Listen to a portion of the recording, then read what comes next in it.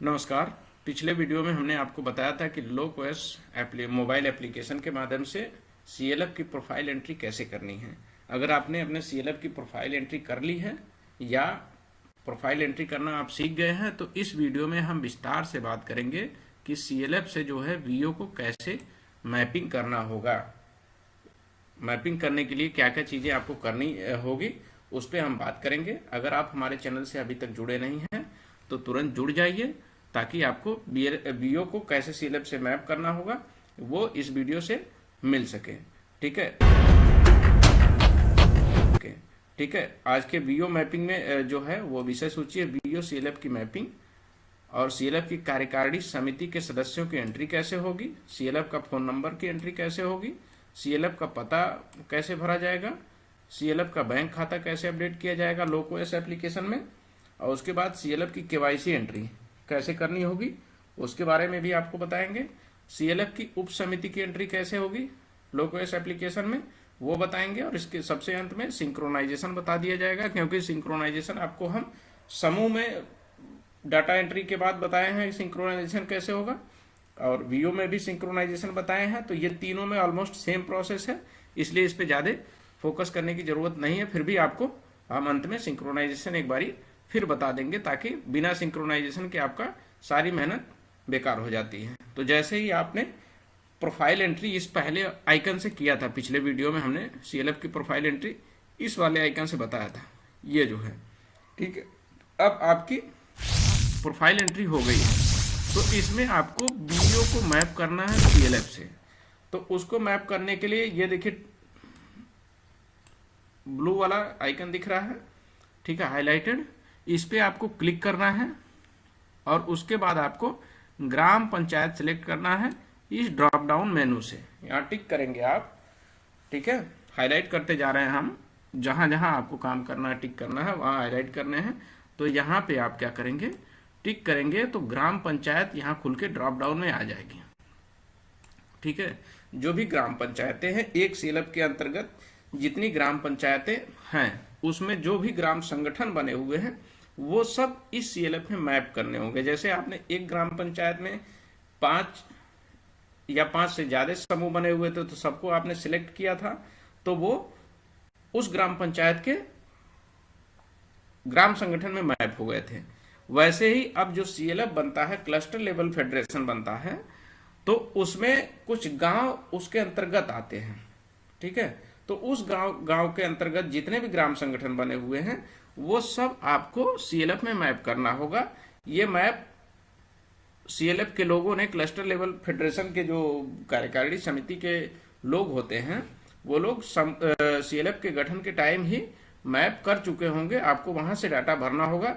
तो उसमें जो जो गांव उस सीएलएफ को दिए गए हैं वो गांव आपको यहाँ से सेलेक्ट करना है बारी बारी से। उस गांव में जितने भी ग्राम संगठन बने होंगे आपको ऐसे यहाँ पे चेक बॉक्स करके दिख जाएंगे। ठीक है, आपको सब पे टिक कर देना है। जैसे आप टिक करेंगे तो सीएलएफ में ये ग्राम संगठन किस तारीख को जुड़ा है वो ऐसे यहाँ पे पूछा जाएगा, और ये होगा मैंडेटरी। देखिए यहाँ स्टार मार्क बना हुआ, ये मैंडेटरी है, यानी पहला सीएलएफ किस तारीख को जुड़ा है, पहला ग्राम संगठन ये है, सीएलएफ से कब जुड़ा है वो तारीख यहाँ से आप कैलेंडर के निशान से सेलेक्ट कर लेंगे। दूसरा ग्राम संगठन कब जुड़ा है उसकी भी तारीख यहाँ भरेंगे, तीसरा कब जुड़ा है उसकी भी तारीख यहाँ भरेंगे। ठीक है, सबकी तारीख यहाँ भर के ओके करते जाएंगे। और इसमें भी एक विशेष सूचना देखिए, सीएलएफ अपलोड व सक्रिय करने के लिए कम से कम 5 वीओ मैप्ड होने चाहिए। ग्राम संगठन भी सक्रिय करने के लिए उसमें कम से कम 5 समूह होने चाहिए थे मैप, और सीएलएफ भी सक्रिय करने के लिए कम से कम उसके अंदर 5 ग्राम संगठन मैप होने चाहिए, तब सीएलएफ सक्रिय दिखेगा। तो जब आपने तारीख के साथ, जुड़ने की तारीख के साथ ग्राम संगठनों को मैप कर दिया, यहाँ से चेक बॉक्स करके टिक कर लिया है, तो आपको यहाँ ओके पे क्लिक करना है। ओके पे जैसे आप क्लिक करेंगे, ठीक है, तो ये वाला इंटरफेस हट जाएगा और अगला इंटरफेस ये जो नीचे दिख रहा है ये आपको दिखने लगेगा। उसके बाद आपको कहाँ क्लिक करना, मैप व अपलोड वीओ बटन पर क्लिक करना है। मैप और अपलोड बीओ बटन पे आप क्लिक करेंगे तो आपके बीओ मैप हो जाएंगे क्लस्टर लेवल फेडरेशन से। ठीक है, बस इतना सा आसान है।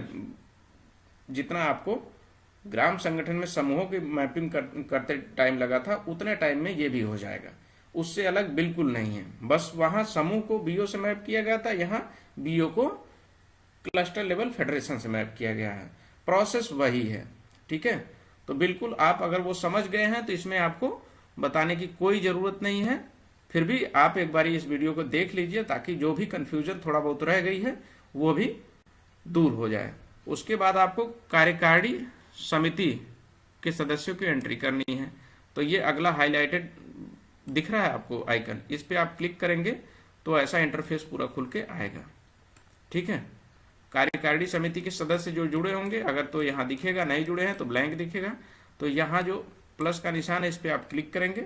इस पर जैसे क्लिक करेंगे तो ये इंटरफेस एग्जीक्यूटिव कमेटी मेंबर के लिए ऐसा खुल के आएगा। अब यहाँ आप सीबीओ का नाम लिखेंगे। ठीक है, सीएलएफ का नाम लिखिए और ईसी सदस्य का नाम लिखिए। देखिए यहाँ जय हिंद कामरान लिखा हुआ है। ठीक है, तो सीएलएफ के जो भी पदाधिकारी हैं उनका नाम यहाँ पे आपको इस वाले बॉक्स में लिखना है और वो किस पद पे है वो पद यहाँ आपको लिखना है। ठीक है, और ये स्टार मार्क है यानी ये अनिवार्य है आपको लिखना, ये नहीं लिखेंगे तो एप्लीकेशन आगे नहीं बढ़ेगा। और तारीख कब से वो इस पद पे है, जैसे ये अध्यक्ष के लिए एंट्री की गई थी तो आपने अध्यक्ष, सचिव, कोषाध्यक्ष, उपाध्यक्ष, उप सचिव जो भी है सबको बारी बारी से ऐसे ही ऐड करते जाना है। यहाँ पे आपको टिक करना है और यहाँ से ऐड करना है। बस पद बदलते जाइए बारी बारी से, सबको यहाँ से जुड़ने की तारीख कर लीजिए। हस्ताक्षर करता है तो यहाँ पे टिक कर लीजिए और किस डेट से हैं वो यहाँ पे भर दीजिए और सेव करके आगे बढ़ जाइए। आपने अगर अध्यक्ष को जोड़ा है तो अगली बारी फिर प्लस पे क्लिक कीजिए और यहाँ उपाध्यक्ष को जोड़ लीजिए, फिर सचिव को जोड़ लीजिए, फिर उप सचिव को जोड़ लीजिए, फिर कोषाध्यक्ष को जोड़ लीजिए। यानी बारी बारी से सबको इसी में आपको जोड़ के सेव करते जाना है। ठीक है, यहाँ देखिए हिंदी में लिखा गया है ड्रॉप डाउन से वीओ का नाम चुने, ड्रॉप डाउन से इसी सदस्य चुने। ये ड्रॉप डाउन से क्यों है, क्योंकि आपने समूह में मेंबरों को जोड़ते वक्त सबको लिखा हुआ था सबका नाम और वही आपने मैप कर दिया था ग्राम संगठन में, तो वो नाम ग्राम संगठन में आ गया। अब ग्राम संगठन को जैसे आपने बीओ सीएलएफ से लिंक किया है तो सारे नाम सीएलएफ में आ गए हैं। तो सीएलएफ में आपको ड्रॉप डाउन से ही काम चल जाएगा, अलग से नहीं लिखना है। ठीक है, पद भी आपको ड्रॉप डाउन से चुने क्योंकि पद वो सारे लिमिटेड हैं। ठीक है, तो वो उन्हीं पदों में से किसी एक को कोई एक पद देना है। ठीक, और ड्रॉप डाउन से जुड़ने की दिनांक भी चुनिए। ड्रॉप डाउन में कैलेंडर बना हुआ उससे आप चुन लीजिए। एक सदस्य केवल एक पद के लिए अनुमत होगा। जैसे ग्राम संगठन में आपको बताया गया था कि किसी एक सदस्य को एक से ज्यादा पद नहीं देना। जो अध्यक्ष बन गया है ग्राम संगठन का तो वो अध्यक्ष ही रहेगा, सचिव नहीं बनेगा, उपाध्यक्ष नहीं बनेगा, उप सचिव नहीं बनेगा, कोषाध्यक्ष नहीं बनेगा, सदस्य भी नहीं बनेगा। ठीक है, वो अध्यक्ष हैं तो अध्यक्ष के पद पे रहेंगे। जब उनका पद परिवर्तन होगा तो वो अध्यक्ष से हट के सदस्य पे आ सकते हैं। तो जो सचिव है उसको सचिव का ही सिर्फ देना है, उसको कोषाध्यक्ष, उप सचिव, उपाध्यक्ष कुछ कोई दूसरा पद नहीं देना है। ठीक है, और एक ग्राम संगठन से एक पद ही इसमें देना है क्लस्टर लेवल फेडरेशन में। ठीक है, हस्ताक्षरकर्ता के बारे में देखिए पूरा बताया गया है लिख के, आप इसको पढ़ लीजिए। हमने ग्राम संगठन में बता दिया है तो वही सारी चीजें हैं, फिर यहाँ बताएंगे तो वीडियो बहुत लंबी हो जाएगी, इसलिए शॉर्टकट में बताते जा रहे हैं। अगर कुछ नहीं समझ में आया तो आप कमेंट बॉक्स में कमेंट करके हमसे पूछ लेना। अब अगला स्टेप है फोन का विवरण भरना। फोन का विवरण किसका है, यानी सीएलएफ से संपर्क का फोन विवरण क्या होगा वो भरना यहाँ पड़ेगा। तो ये फोन वाले टिक उस पे आइकन पे आपको टिक करना होगा। ठीक है, फिर यहाँ प्लस बना इस पे टिक कीजिए और फोन का विवरण यहाँ मांगेगा कि कौन व्यक्ति है जिससे संपर्क किया जाए तो क्लस्टर लेवल फेडरेशन से संपर्क हुआ माना जाएगा। तो उनका नाम यहाँ से ड्रॉप डाउन से आपको चुन लेना है और उनका मोबाइल नंबर भी ड्रॉप डाउन में आपको यहाँ से मिल जाएगा, क्योंकि आपने समूह में जब इनका नाम जोड़ा था तो मोबाइल नंबर जोड़ा था आपने, वहीं से आया ग्राम संगठन में, ग्राम संगठन से आ जाएगा CLF में। तो यहाँ ड्रॉप डाउन से ही आप काम चला सकते हैं। ड्रॉप डाउन से मोबाइल नंबर चुन लीजिए और फ़ोन विवरण जोड़ने वाले ऑप्शन पे, इस ऑप्शन पे क्लिक कर दीजिए। फ़ोन का विवरण जुड़ गया। बहुत छोटा छोटा काम है। अब जैसे मेहनत का काम था कि समूह की प्रोफाइल बनाना, उसमें सदस्यों को जोड़ना, उसके बाद जितना आगे आप बढ़ते जाएंगे उतना काम आपका कम होता जाएगा। वहाँ अगर आपने गलती नहीं की है तो ये सारे काम आसानी से हो जाएंगे, वहाँ आपने गलती की है तो यहाँ आपको काम करने में बहुत मुश्किल होने वाली है। फ़ोन जोड़ लिया आपने, तो अब CLF का एड्रेस कैसे जोड़ना है वो आपको इस वाले आइकन पे क्लिक करके, जहाँ से आपने BO का एड्रेस जोड़ा था, जहाँ से आपने समूह का एड्रेस जोड़ा था, वहीं से आपको CLF का, क्लस्टर लेवल फेडरेशन का एड्रेस जोड़ना है। बस तीनों में 3 रोल सेलेक्ट करके बारी बारी से जिसका आप रोल सेलेक्ट करोगे उसका एड्रेस जुड़ जाएगा। आइकन सेम है, इंटरफेस सेम है, प्रक्रिया भी लगभग सेम ही है। तो अब फिर आप यहाँ प्लस पे क्लिक कीजिए और ये इंटरफेस आपके सामने खुल गया होगा। मोबाइल आप साथ में अगर चेक करते चलेंगे तो यही मिलेगा, बिल्कुल सेम, इससे अलग कुछ नहीं मिलेगा। फिर यहाँ आपको CLF का नाम लिखना है और पता CLF का क्या है, रजिस्टर से उठाइए और इसमें पता को टाइप कर दीजिए। स्टार मार्क है इसलिए यहाँ पे टाइप करना जरूरी है। अगर इतने में CLF का पता पूरा हो जाता है तो यहाँ लिखने की ज़रूरत नहीं है, अन्यथा यहाँ पे आप जो रिमेनिंग है एड्रेस अगर लंबा है तो यहाँ पे लिखिए। और ग्राम पंचायत यहाँ ड्रॉप डाउन से सेलेक्ट कर लीजिए इसमें, और पिन कोड यहाँ पे टाइप कर दीजिए। इतना डिटेल आपने अगर भर दी है तो पता जोड़े वाले ऑप्शन पे क्लिक कर दीजिए। आपके क्लस्टर लेवल फेडरेशन का पता भी जुड़ गया। बस इतना सा काम था इसमें भी, ठीक है। अब खाता एंट्री की बात आ गई। CLF का जो खाता खुला है उसका खाता भी ऑनबोर्ड किया जाएगा लोकओएस एप्लीकेशन में, उसमें दिखना चाहिए, तभी वो फाइनल NLM के पोर्टल पे एक प्रक्रिया के तहत जा पाएगा। खाता आपने नहीं भरा है तो वो अधूरा CLF है, यानी आपका काम पूरा नहीं दिखेगा, तो आपका प्रगति नहीं दिखेगी। तो खाता एंट्री भी आपको करना होगा। CLF का खाता कहाँ खुला उसका पासबुक मंगाइए और इस वाले आइकन पे क्लिक कर दीजिए लॉगिन करके। उसके बाद यहाँ प्लस पे क्लिक कीजिए और ये इंटरफेस आपके मोबाइल फ़ोन में खुल जाएगा CLF के खाता की एंट्री करने के लिए। तो यहाँ पे आप क्लस्टर लेवल फेडरेशन का नाम भरेंगे। नाम इसमें भी समूह, ग्राम संगठन और क्लस्टर लेवल फेडरेशन में नाम की बारीकी यही देखनी है कि पासबुक पे जो नाम लिखा हुआ वही नाम, बिना स्पेलिंग में कोई अलग से छेड़छाड़ किए, जो पासबुक पे प्रिंटेड है वो आपको यहाँ पे भर देना है। IFSC कोड सारे पासबुक पे होती ही है, चाहे व्यक्तिगत पासबुक हो, समूह का पासबुक हो, ग्राम संगठन का पासबुक हो या क्लस्टर लेवल फेडरेशन का पासबुक हो, उस पे IFSC कोड प्रिंटेड होता है। तो वो IFSC कोड यहाँ पे भर दीजिए और बैंक का नाम यहाँ ड्रॉप डाउन से चुन लीजिए कि बैंक कौन सा है जहाँ पे क्लस्टर लेवल फेडरेशन का खाता खुला हुआ है।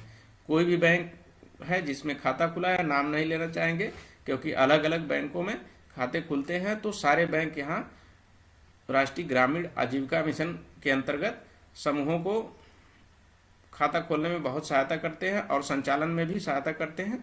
तो जो भी बैंक है जो CLF का खाता अपने पास खोला है तो उसका नाम यहाँ से पासबुक से लेके यहाँ पे ड्रॉप डाउन से सिलेक्ट करिए और फिर शाखा यहाँ से सिलेक्ट कर लीजिए और खाता संख्या सावधानी पूर्वक यहाँ पे टाइप करके भर दीजिए, ठीक है। जो ड्रॉप डाउन से लेना है वो यहाँ पे आपको एक आइकन छोटा सा दिख रहा है, जो आपको भरना है वहाँ के लिए कोई आइकन नहीं है और यहाँ लिखा गया है कि यहाँ टाइप करें। तो यहाँ टाइप करिए खाता संख्या। पासबुक पे वही बात है कि खाता खुलने की तारीख लिखी होगी, तो ये कैलेंडर वाले निशान पे टिक कीजिए और यहाँ से तारीख चुन लीजिए। जो पासबुक पे है वही तारीख इस पे होनी चाहिए। और पासबुक का प्रथम पेज की फ़ोटो यहाँ से आप फ़ोटो क्लिक करके इस एप्लीकेशन में अपलोड कर दीजिए।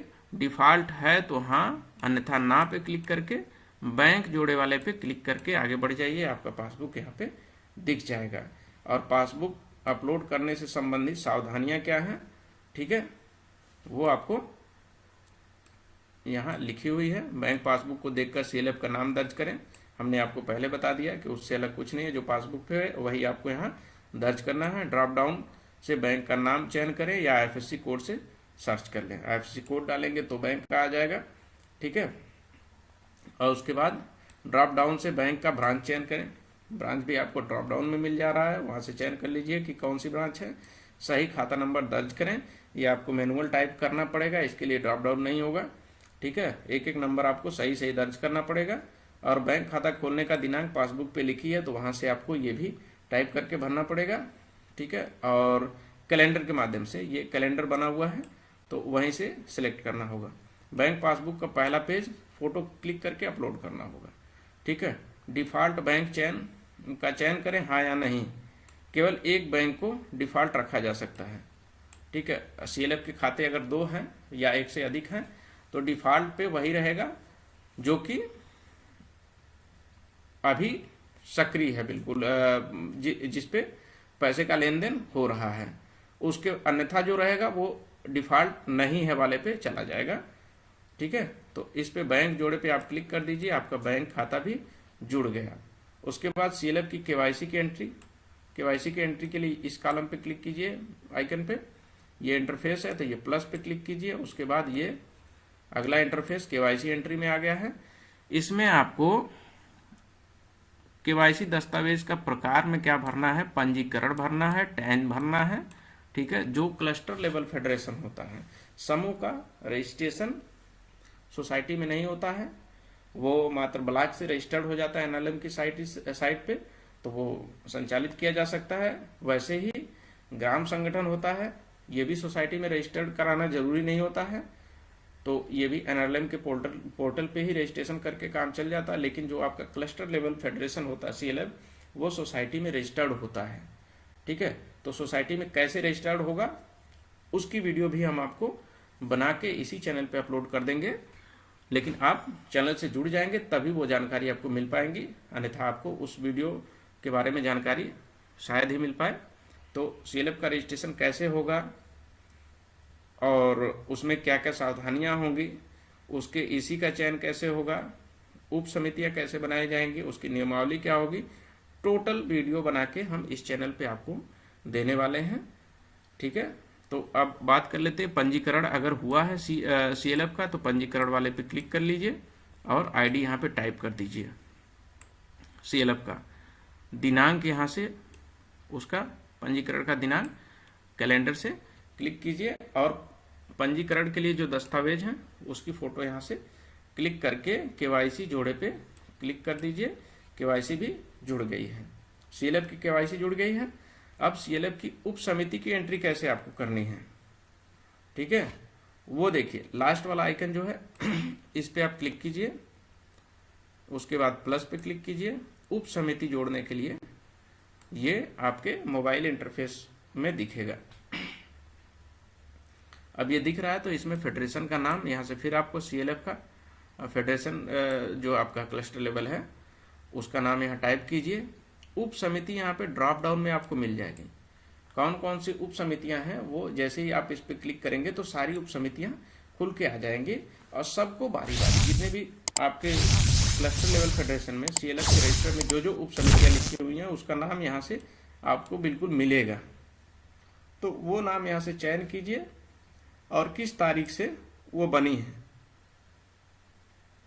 इस कैलेंडर के ऑप्शन पे जाके क्लिक करके उसको भी चयन कीजिए। तो उप समितियां 4 हैं, 5 हैं, 2 हैं, 3 है, जो भी है वो यहाँ से चयन करना पड़ेगा आपको बारी बारी। जितनी उप समितियां होगी उतनी बार आपको यहाँ से चयन करके यहाँ सेव पे क्लिक करना होगा। सारी उप समितियां जब आप क्लिक कर लेते हैं तो बात आ गया कि उप समिति में मेंबर कौन कौन से हैं वो जोड़ना, ठीक है। अब उप समितियां जितनी भी आपने सिलेक्ट करी है वो यहाँ पे आपको दिखेंगी, 1 2 3 4 5 जितनी भी उप समितियां हैं सब यहाँ से दिखेगी। और जिस उप समिति में जो मेंबर है उसको उसी में जोड़ने के लिए आपको ये प्लस का निशान हर उप समिति के आगे यहाँ पे दिखेगा। तो इस उप समिति में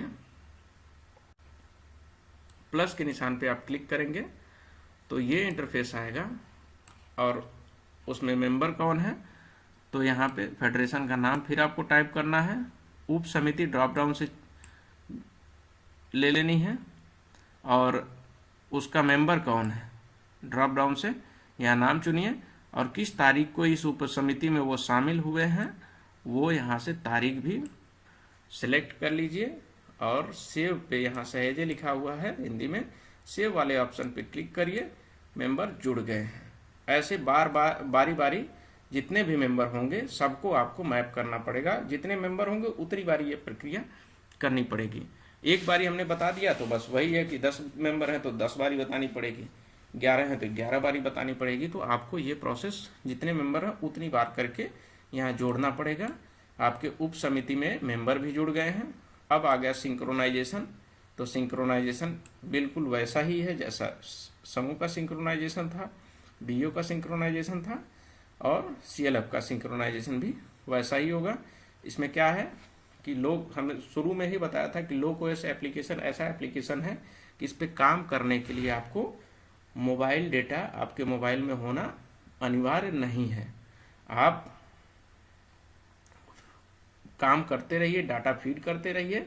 जब भी आप मोबाइल नेटवर्क में आएंगे तो अपना मोबाइल ऑन करके इस सिंक्रोनाइजेशन वाले बटन पे क्लिक कर दीजिए, और इस सिंक्रोनाइजेशन बटन पे जैसे आप क्लिक करेंगे तो आपने जितना भी डाटा फीड किया है, ठीक है, इसी सदस्य जो आपने जोड़े हैं या डेटा जो आपने भरा है क्लस्टर लेवल फेडरेशन में, उप समिति जो बनाई है आपने उसमें जो मेंबर जोड़े हैं, तो इन तीनों को बारी बारी से आप क्लिक करके अपलोड कर देंगे। जब आप यहाँ से अपलोड कर देंगे तो ये आपके ब्लॉक पे बीएमएम या बीपीएम के लिए वेरीफाई करने के लिए वहाँ दिखने लगेगा।